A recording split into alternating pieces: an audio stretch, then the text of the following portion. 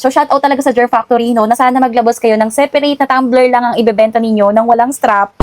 So, buksan na natin. Actually, mga mima, na-excite ako. Pero, hindi ko to gagamitin. Bibigay ko kasi to sa asawa ko. Perfect kasi to sa kanya, mga mima. Kasi yung husband ko, ayaw niya talaga ng mga kulay-kulerete. Ayaw niya ng may mga design, ng may mga colors. Pero this one kasi, something unique siya, mga mima. Hindi siya color black. Pero, ang finish niya ay mirror style. Tingnan niyo naman kung gaano siya kaganda. Diba? Kumikinang-kinang. Pero dahil kilala ko yung asawa ko, hindi ko siya mapapagamit ng ganitong strap. Pero, kung kayo, mahilig kayo sa mga strap-strap, ganyan. Actually, kahit sa bata, bagay din to. Kasi di ba may mga ganong tumbler ng bata, yung isinusukbit sa katawan. Tapos may maliit na keychain ng Coca-Cola. Sabay-sabay nating tignan kung gaano siya ka-mirror finish, mga mima.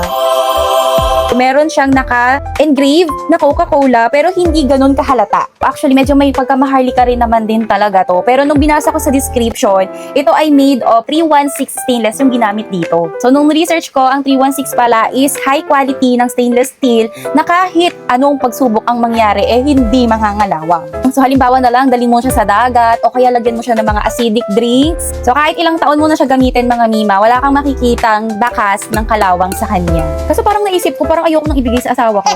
Although perfect sa kanya yung ganitong color and style and then yung sukat na napaka-handy lang. So, nanghihinayang ako dito.